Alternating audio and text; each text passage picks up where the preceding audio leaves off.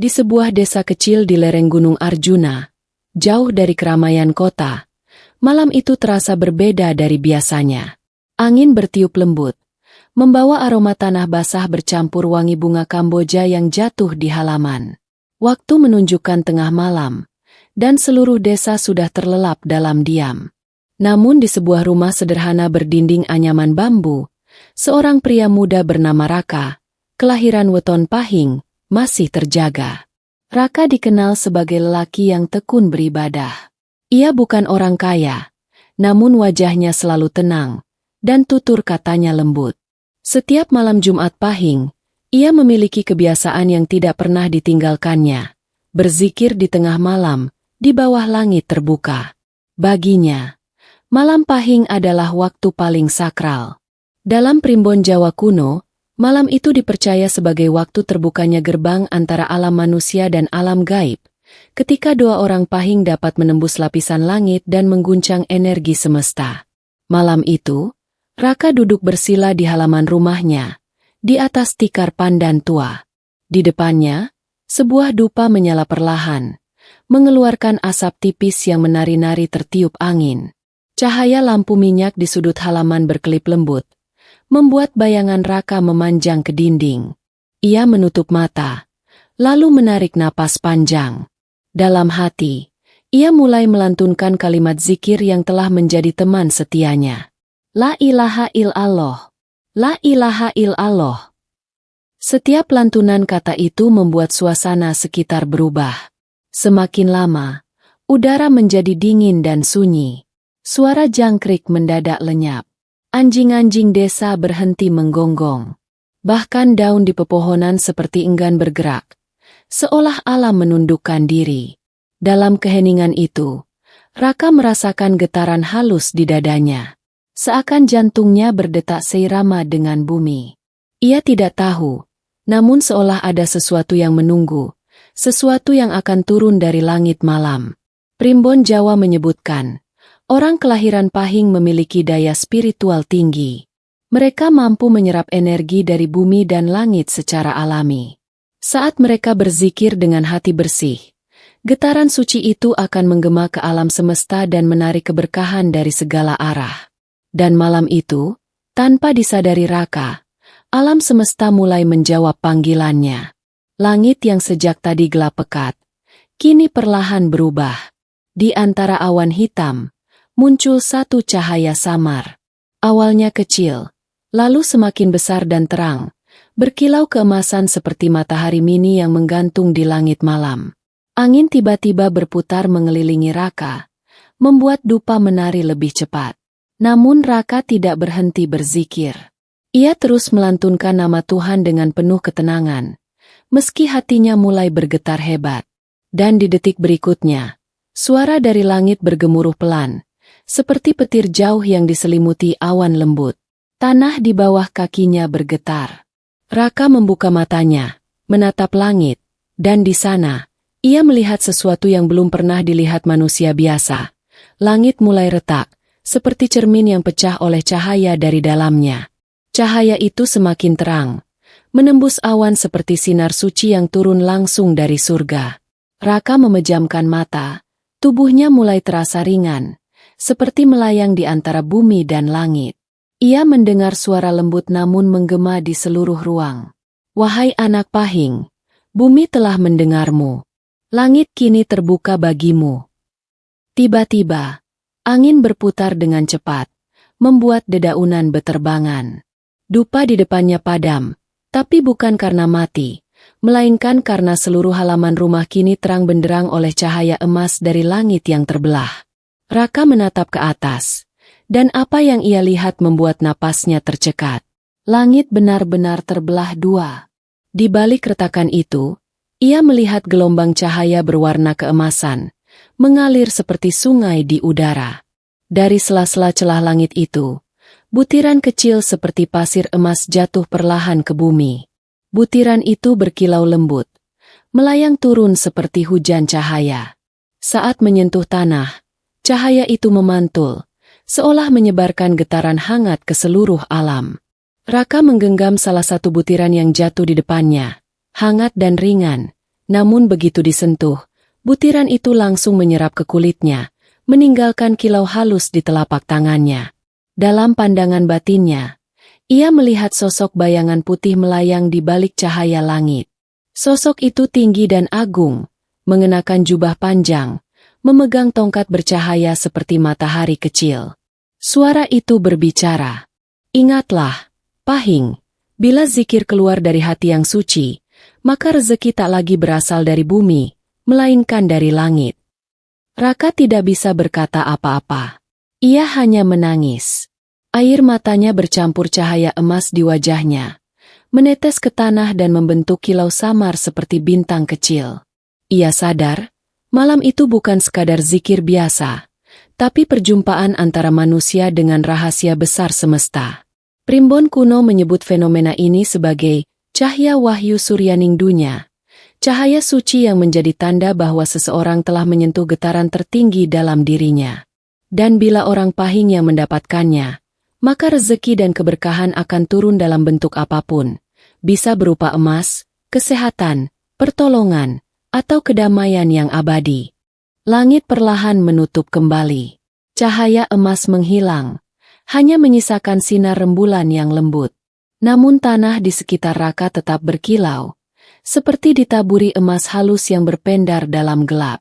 Ia mengangkat tangannya ke langit, berbisik lirih, "Ya Tuhan, jika ini karunia MU, jadikanlah aku hamba yang mampu menjaga cahaya ini." Dan malam itu menjadi awal dari legenda besar. Sejak kejadian tersebut, warga desa sering melihat cahaya aneh di atas rumah Raka setiap malam Jumat Pahing. Ada yang bilang itu petanda malaikat. Ada yang menyebut itu gerbang rezeki gaib terbuka. Tapi satu hal yang pasti, malam Pahing tidak lagi dianggap malam biasa. Keesokan harinya, kabar tentang langit terbelah cepat menyebar ke seluruh desa. Warga yang awalnya tak percaya mulai berdatangan ke rumah Raka. Mereka melihat sendiri, tanah di sekitar rumahnya masih berkilau samar, seolah ada butiran emas tertanam di bawahnya.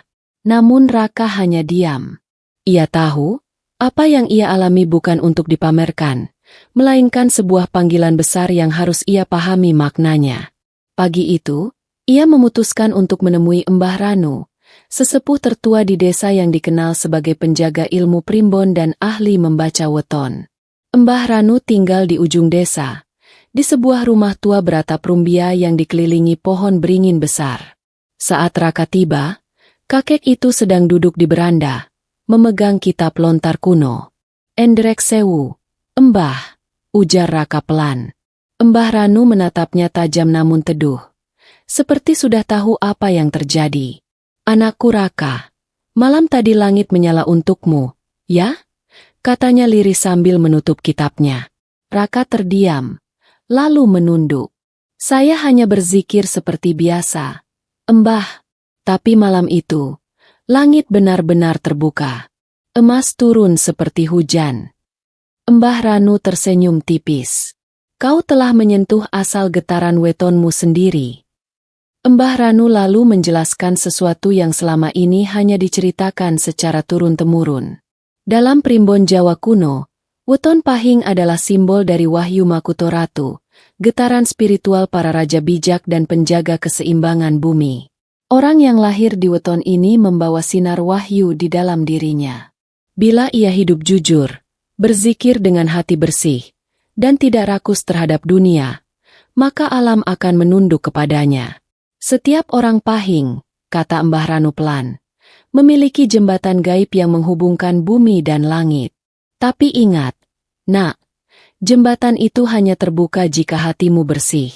Sekali kau biarkan niatmu kotor, jembatan itu akan runtuh, dan segala berkahmu akan sirna. Raka mendengarkan dengan seksama. Ia teringat perasaan saat langit retak, saat butiran cahaya turun ke bumi. Ia tahu bahwa apa yang ia alami bukan sekadar kebetulan, melainkan tanda bahwa dirinya sedang diuji. Lalu apa arti butiran emas itu, Mbah? "Itu bukan emas dunia," jawab Mbah Ranu, "melainkan simbol bahwa alam mengakuimu. Setiap orang Pahing yang mencapai titik itu akan diberi tanda oleh semesta. Tapi emas itu tidak boleh dikejar, harus dijaga. Mbah Ranu kemudian memegang bahu Raka. Kau telah dipilih oleh getaran langit. Tapi ingatlah, rezeki sejati bukan yang kau genggam, melainkan yang kau bagikan. Sebelum pulang, Raka diberi pesan terakhir. Setiap malam Jumat Pahing, zikirkan asma Tuhanmu hingga kau rasakan getaran bumi di dadamu. Jika tubuhmu ringan, dan hatimu seolah terangkat, itulah saat Allah membukakan pintunya. Jangan takut bila cahaya turun, sebab itu tanda doa telah sampai. Malam itu, Raka kembali ke rumah dengan hati penuh makna. Ia mulai menyadari, kejadian semalam bukan akhir, melainkan awal dari perjalanan spiritual panjang. Sejak saat itu, ia berjanji, zikirnya bukan lagi untuk meminta kekayaan, tapi untuk membersihkan diri. Hari-hari berikutnya, hidup Raka berjalan seperti biasa. Ia tetap bekerja di ladang, menanam padi, dan merawat kebunnya. Namun ada satu hal yang berubah. Tanah di kebunnya kini terasa lebih hidup. Padi tumbuh lebih cepat, buah-buahan lebih manis, dan air sumur yang dulu keruh kini jernih seperti kaca. Warga desa mulai menyadari bahwa ladang Raka selalu subur, bahkan saat musim kemarau. Suatu sore, saat Raka menggali tanah untuk menanam pohon baru, cangkulnya tiba-tiba membentur sesuatu keras. Ia mengira itu batu, tapi setelah menggali lebih dalam, ternyata sebuah kendi tanah liat besar tertimbun di sana. Permukaannya tertutup lumut, dan di bagian tutupnya terdapat ukiran aneh berbentuk matahari bersinar. Dengan hati-hati, Raka membuka kendi itu. Seketika matanya membelalak. Di dalamnya terdapat logam berwarna emas, berkilau seperti baru dicetak. Tapi cahaya emas itu berbeda, bukan pantulan biasa, melainkan cahaya yang seolah hidup, berdenyut lembut seperti jantung. Raka gemetar. Ia teringat pesan Mbah Ranu. Emas bukan untuk dikejar. Namun kini emas itu benar-benar di hadapannya. Ia tak tahu harus berbuat apa. Ia menatap langit dan berbisik. Ya Tuhan, apa ini ujian Emu? Malamnya, ia bermimpi. Dalam mimpinya, cahaya emas turun lagi dari langit, membentuk sosok berjubah putih. Suara itu berkata lirih. Ambillah secukupnya untuk kebaikan, dan sisanya kembalikan pada bumi. Karena harta dari langit bukan untuk disimpan, tapi untuk dibagikan. Keesokan harinya, Raka tidak menjual emas itu. Ia membawa sebagian kecil ke pandai besi, lalu menukarnya untuk membeli bahan makanan dan pakaian bagi warga miskin di desanya. Ia membagikan sisanya kepada anak-anak yatim dan orang tua janda yang hidup sebatang kara. Yang terjadi setelah itu sungguh luar biasa. Desa yang dulu miskin, perlahan menjadi makmur. Ladang-ladang menjadi subur, sungai melimpah air, dan semua warga hidup rukun. Banyak yang percaya, emas Raka adalah emas wahyu, berkah dari langit karena zikir tulus seorang Pahing. Namun Raka tak pernah sombong. Ia tetap hidup sederhana, mengenakan pakaian biasa, dan tetap berzikir setiap malam. Karena baginya, emas sesungguhnya bukan yang berkilau di tangan, melainkan yang bercahaya di hati. Sejak hari itu, banyak orang meniru amalan Raka. Setiap malam Pahing, mereka berzikir bersama di bawah langit terbuka. Mereka percaya, jika hati mereka tulus seperti Raka, maka suatu saat hujan emas dari langit akan turun lagi, bukan dalam bentuk harta, tapi dalam bentuk berkah dan kedamaian. Dan benar saja, beberapa bulan kemudian, saat malam Jumat Pahing tiba, langit kembali bergetar halus. Cahaya keemasan menembus awan, menerangi seluruh desa. Tidak ada yang takut. Mereka justru bersujud, karena mereka tahu, langit telah mendengar zikir orang-orang Pahing lagi. Waktu berjalan. Bulan demi bulan berlalu sejak peristiwa langit terbelah dan hujan emas yang turun di desa itu. Kehidupan Raka kini tenang dan penuh berkah. Desa menjadi makmur, ladang-ladang menghijau, anak-anak tertawa riang, dan tak seorang pun kelaparan. Namun di balik semua kedamaian itu, Hati Raka mulai diuji dengan sesuatu yang lebih halus daripada kemiskinan, rasa bangga dan keinginan untuk diakui. Awalnya, Raka tetap rendah hati. Tapi seiring waktu, semakin banyak orang datang dari desa lain untuk meminta petuah darinya. Mereka menyebutnya, orang yang dibukakan langit. Ada yang memujanya, bahkan ada yang memintanya memberi jimat atau air doa agar mereka juga mendapat hujan emas. Raka menolak dengan sopan, namun di dalam hati kecilnya, muncul bisikan halus. Bukankah kau istimewa? Bukankah langit sendiri yang memilihmu? Pada suatu malam Jumat Pahing, Raka kembali melakukan zikir seperti biasa. Ia ingin mengulang keajaiban itu, berharap langit sekali lagi menurunkan emasnya. Tapi malam itu, suasananya terasa berbeda. Angin yang biasanya lembut kini berputar dingin dan berat. Dupa yang ia nyalakan tiba-tiba padam, dan langit yang dulu bersinar kini tampak kelam seperti tertutup kabut hitam. Raka tetap berzikir. Namun kali ini hatinya tak sebening dulu. Ada sedikit rasa ingin menguji apakah dirinya masih dianggap istimewa oleh langit. Di tengah zikirnya, terdengar suara keras seperti gemuruh dari atas gunung. Petir menyambar pohon di belakang rumahnya, membuat tanah bergetar hebat. Ia terkejut, lalu menatap ke langit, dan untuk pertama kalinya sejak malam hujan emas itu, ia tidak melihat cahaya, tapi bayangan hitam melingkar di awan. Dari kegelapan itu, muncul sosok berjubah putih yang sama seperti dalam mimpinya dahulu. Namun kali ini wajahnya bersinar dengan cahaya tajam. Suara berat menggema di langit. Raka, mengapa hatimu berubah? Dulu kau memanggil nama Tuhan karena cinta. Sekarang kau memanggilnya karena keinginan. Apa yang kau cari? Emas atau rahmat? Tubuh Raka bergetar. Ia bersujud, menangis keras.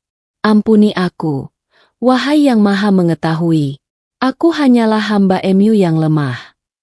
Sosok itu berkata lirih. Ingatlah, wahai Pahing, emas dari langit hanyalah bayangan dari hatimu sendiri. Bila hatimu terang, langit akan bersinar. Bila hatimu gelap, maka langit pun akan tertutup. Jangan kau kejar emas di bumi, tapi kejar cahaya di dalam dirimu. Begitu kata itu diucapkan, sosok berjubah putih itu menghilang, meninggalkan cahaya lembut yang turun menembus dada Raka. Seketika dadanya terasa hangat, dan ia menangis dalam kesunyian. Malam itu ia bersumpah, tidak akan pernah lagi berzikir demi rezeki, tapi hanya demi Tuhan. Keesokan harinya, ia memanggil seluruh warga desa. Ia meminta mereka berhenti memujanya, berhenti menganggap dirinya istimewa. Ia berkata di hadapan semua orang, "Aku hanyalah manusia. Emas yang turun bukan karena aku, tapi karena hati yang ikhlas. Bila kalian ingin langit terbuka, maka bersihkanlah hati kalian sendiri." Kata-kata itu menggema di desa dan membuat banyak orang tersadar. Mbah Ranu yang telah tua datang memeluk Raka dan berkata pelan, "Kau telah melewati ujian terakhirmu, Nak. Kini kau bukan lagi orang yang dibukakan langit, tapi orang yang menjadi cahayanya." Tahun-tahun pun bergulir. Raka kini menua. Rambutnya mulai memutih. Wajahnya dipenuhi garis pengalaman, tapi matanya tetap teduh dan penuh cahaya. Ia hidup tenang di desa kecil itu, mengajar anak-anak muda tentang keikhlasan dan zikir. Tak banyak yang tahu, setiap malam Jumat Pahing, ia masih duduk di halaman rumahnya yang lama, tempat langit dulu terbelah dan emas turun seperti hujan. Namun kali ini, ia tidak lagi memanggil emas, tidak lagi berharap cahaya turun. Ia hanya duduk, menundukkan kepala, menyebut nama Tuhan dengan suara lirih tapi dalam. La ilaha illallah. La ilaha illallah. Suara itu begitu halus, tapi getarannya terasa sampai jauh ke penjuru desa. Angin berhembus lembut, membawa aroma dupa dan bunga kenanga. Bulan purnama menggantung di langit, dan di antara awan, cahaya lembut turun, bukan cahaya emas yang menyilaukan, tapi sinar putih keperakan yang damai dan sejuk. Raka tersenyum. Ia tahu, malam itu bukan untuk keajaiban, tapi untuk pertemuan terakhirnya dengan cahaya yang dulu datang dari langit. Dalam batinnya, ia mendengar bisikan, "Wahai anak pahing, tugasmu di bumi telah selesai. Engkau telah menjaga cahaya, bukan untuk dirimu, tapi untuk dunia." Raka menatap langit. Matanya basah. Ia lalu bersujud, dan dalam sujud panjang itu, napasnya berhenti perlahan. Senyuman tipis masih tergambar di wajahnya. Di atas tubuhnya yang tenang, langit kembali bergetar halus, dan dari awan turun ribuan cahaya lembut seperti hujan bintang. Warga yang melihat kejadian itu menangis, bukan karena kehilangan, tapi karena mereka tahu, langit sedang menjemput seorang kekasih Tuhan. Beberapa hari kemudian, Mbah Ranu datang ke rumah Raka, membawa selembar daun lontar yang ditemukan di tempat Raka biasa berzikir. Di daun itu tertulis dengan aksara Jawa kuno, "Jika engkau lahir di hari pahing, jangan remehkan malam. Saat dunia terlelap, bangunlah dan sebut nama Tuhanmu. Maka bumi akan tunduk, langit akan terbuka, dan rezeki sejati akan turun, bukan ke tanganmu, tapi ke hatimu." Tulisan itu kemudian disimpan di langgar desa, menjadi pusaka spiritual bagi seluruh warga. Sejak saat itu, setiap malam Jumat Pahing, seluruh desa menyalakan dupa dan berzikir bersama di bawah langit terbuka. Mereka percaya, setiap kali cahaya kecil muncul di langit, itu adalah Raka yang tersenyum dari alam lain, menjaga mereka dari jauh. Dan legenda pun hidup selamanya, bahwa ketika orang Pahing berzikir di tengah malam dengan hati yang bersih, langit akan terbelah lagi, dan hujan emas akan turun, bukan untuk memperkaya, tapi untuk menyucikan jiwa. Sahabat Primbon dan para pecinta ilmu gaib Jawa, itulah kisah luar biasa dari Weton Pahing, yang saat berzikir di tengah malam justru membuat langit terbelah dan rezeki turun bagaikan hujan emas. Ingatlah, semua kejadian besar selalu bermula dari hati yang ikhlas dan doa yang tulus. Bila engkau lahir di Weton Pahing, jangan pernah remehkan zikir di sepertiga malam, karena mungkin, saat itu, langit sedang menunggu untuk terbuka bagimu. Terima kasih sudah menonton sampai akhir. Jika kisah ini membuatmu merinding, tersentuh, atau membuka pikiranmu tentang rahasia rezeki dari langit, jangan lupa tekan tombol like. Bagikan video ini ke temanmu yang lahir di Weton Pahing, dan subscribe channel ini agar kamu tidak ketinggalan kisah Primbon berikutnya yang lebih dahsyat lagi. Karena di setiap weton, tersimpan rahasia yang hanya bisa dibuka oleh mereka yang percaya. Sampai jumpa di video selanjutnya. Salam rezeki dari langit, salam dari kami, penjaga rahasia Weton Jawa.